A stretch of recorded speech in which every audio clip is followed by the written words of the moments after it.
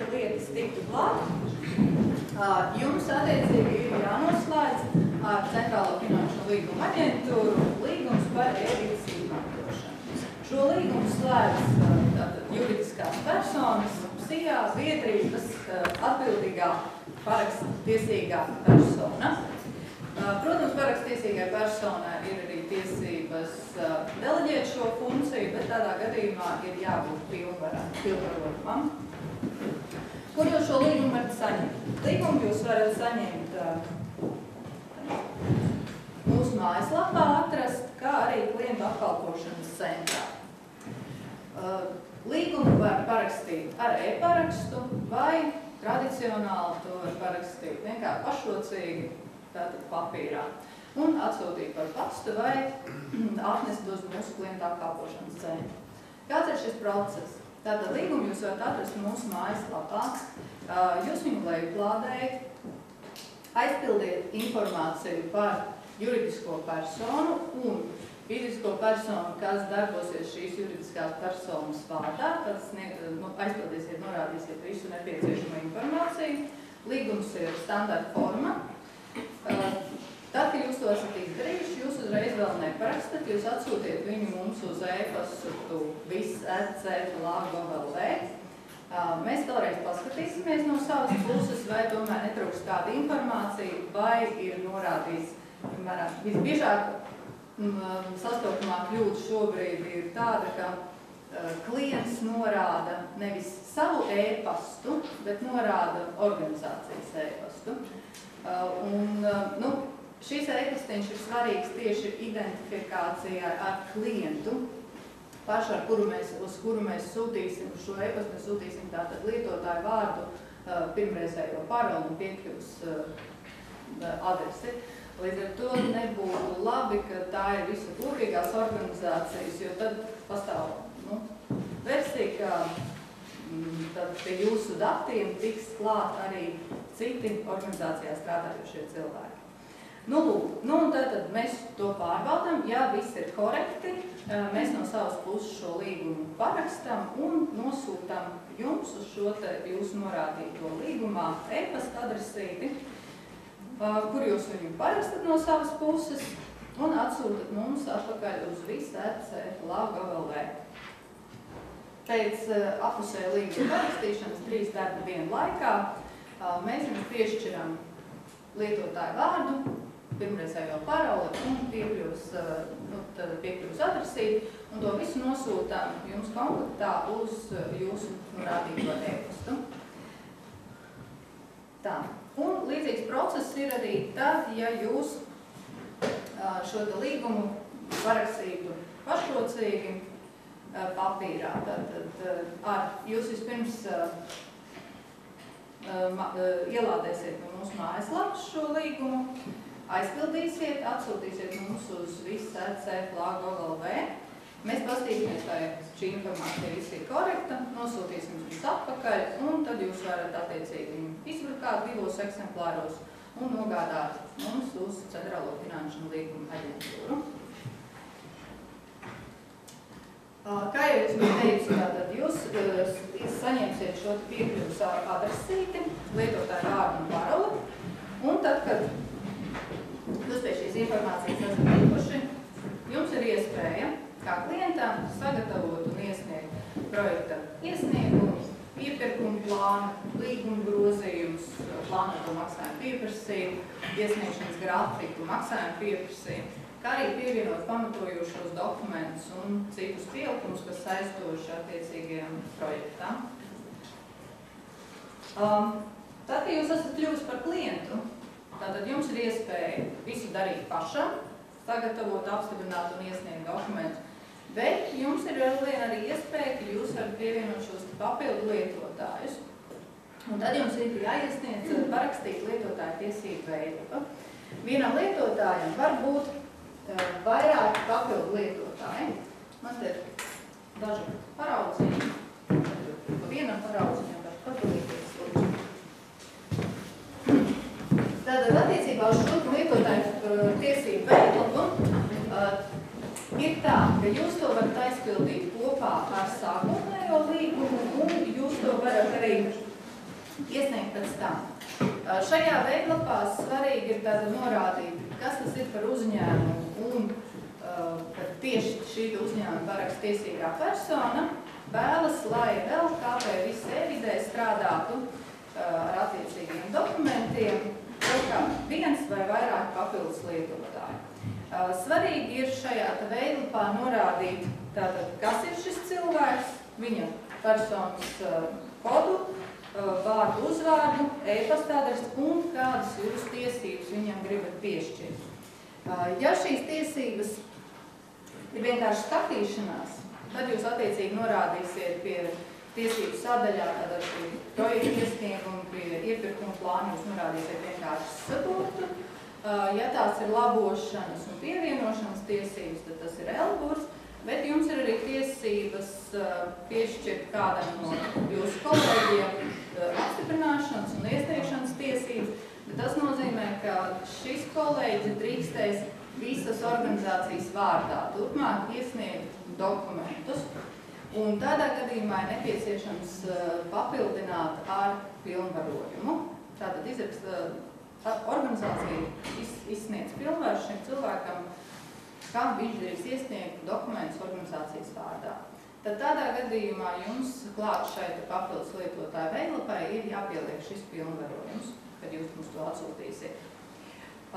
Pie sadaļas tiesību termiņš, tas ir gadījumos, ja jūs gribat šim attiecīgam lietotājiem ierobežot laiku, kad viņš drīkst strādāt KPVIS e-vidē. Pirmreizēji tas nav obligātais lauks, bet vienkārši jums organizācija ir situācija, ka jūs to cilvēku gribat tikai, lai viņš ar projektu iesniegumu veidlapu strādā līdz 17. gada 31. decembrim, jūs to drīkstat darīt. Par kolonu projekta numurs nosaukums to aizpild tikai tad, ja ir zināms, un ja tas ir situācijās, bet laikam jūsu gadījumā nebūs tas, kad jūs varat iesniegt vairākus projektus, un tad jūs gribat tikai ierobežot, ka viens lietotājs tiek pie viena projekta, cits lietotājs pie otra projekta. Un pēdējā kolona, kas ir redzama par ierobežotas piekļuvas līmeni, tas ir tad, ja jūs gribat, lai tas lietotājs tiek klāt tikai tam konkrētajam projektam. Attiecībā par piezīmju sadaļu, to var, tātad, ja jums liekas, ka ir kaut kāda nepieciešama papildu informācija, mums noziņot attiecībā uz jūsu lietotāju, bet principā tā vairāk domāt par tiesību anulēšanas gadījumiem. Ja jūs, piemēram, tad būsiet iesniedzis pirmreizēju šo lietotāju tiesību veidlapu, un otrajā reizē jūs sniedz norādiet jaunos lietotājus un par iepriekšējiem norādiet, ka tiem ir jāanulē tiesības. Lūk, tas būtu par šo lietotāju tiesību veidlapu. Un vispār par līguma iesniegšanas procesu. Kāpēc es gribu, lai jūs noslēdzat līgumu par e-vides lietošanu, jo viens ir tas, ka mēs esam cītīgi pastrādājuši, un vēl arī tas, ka ir daudz lietas iestrādātas sistēmā, lai jums atvieglotu darbu, kas jums nebūs strādājot ar papīru formātu. Tātad mēs esam iestrādājuši projektā, tad, kad jūs ielogosieties sistēmā, jums ir projekta iesniegšanas termiņu kontrole, tātad, kas jums liks ar sarkaniem burtiņiem, un redzēt, ka līdz projekta iesniegšanai palicis tik un tik laika. Jums ir iespēja sekot statusiem. Ja jums, piemēram, ir vairāki projekti iesniegti, vai arī kaut vai tas pats viens, jūs varat redzēt, vai viņš ir sagatavošanā, tad jūs esat tas galvenais boss, un jūs esat uzticējuši savam padotajam sagatavot projektu iesniegumu. Tad jūs varat iet sistēmā un redzat, ka vēl joprojām viņš ir sagatavošanas statusā. Varat viņam prasīt, kad es varēšu beidzot nospiest pogu, apstiprināt un iesniegt, lai status nomainītos uz iesniegt. Tad tālākā procesā jūs redzēsiet, ja Centrālajai finanšu un līguma aģentūrai būs jautājumi, tad mēs nomainīsim uz statusu apstiprināts ar nosacījumu, tad jums būs jāiesniedz precizējuma attiecīgi. Tas ir tas plus, kad jūs varat sekot savam jums nav jāzvana. Jūs iegūt sistēmā, to redzēsiet. Esam arī piestrādājuši pie tā, lai būtu automātiski datu aizpildīšanas, kur tas ir iespējams. Bet pašā sākumā jau tad jūs norādīsiet sava uzņēmuma šo nosaukumu, jums jau ielasīsies informācija no uzņēmuma reģistra, tātad gan reģistrācijas numurs, gan attiecīgi juridiskā adrese. Ir iestrādāti arī klasifikātori, piemēram, tas pats nācis koda klasifikātori. Ir paskaidrojušie paziņojumi. Pie laukiem esam pielikuši burtiņus, kur ir šie paskaidrojušie paziņojumi. Doma ir tāda, ka, lai jums nav uzreiz jāšķirst projekta iesniegšanas, aizpildīšanas metodika, jūs uzbraucot uz šo te burtiņu varat iedzīt, kas mums īsti kāda informācija jums šajā noteiktajā laukā jānorāda. Ir iestrādāti arī brīdinājumi, kad, ja jūs neesat nepilnīgs datus ievadījuši, tad norāda pie obligātiem laukiem, kad jūs varat saglabāt informāciju tikai tad, ja jūs būsiet norādījuši visu informāciju. Ir loģiskās pārbaudes, kad nevar saglabāt datus, jo, piemēram, sākotnējā vērtība nesakrīt ar nākamo vērtību.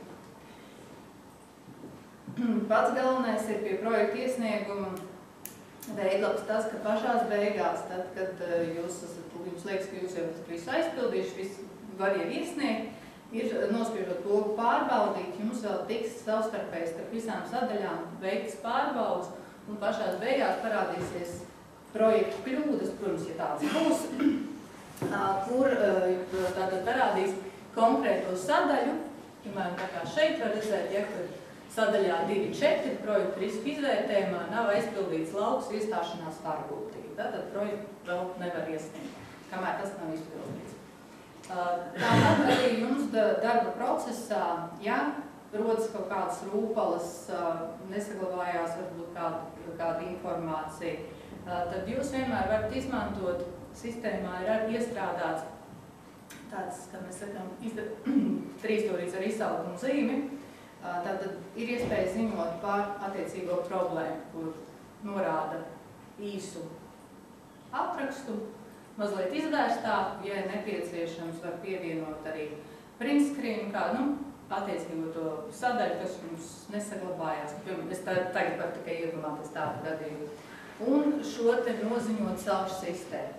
Protams, jums arī ir iespēja, es ļoti ceru, ka tas nebūs, ka jums jāatziņo par problēmām, ka jūs varbūt izmantosiet šo sadaļu priekš kādiem priekšlikumiem, kas jums darba procesā liekas, kas būtu vēl nepieciešams.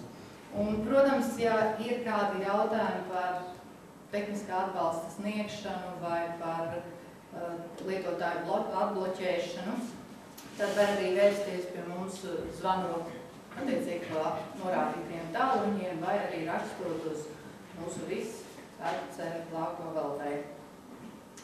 Un vēl aicinājums izmantot dokumentācijas sadaļā, kas ar sistēmā pieejama, šī e-vides lietotāja rokas grāmata. Tā, tas īsumā viss. Paldies!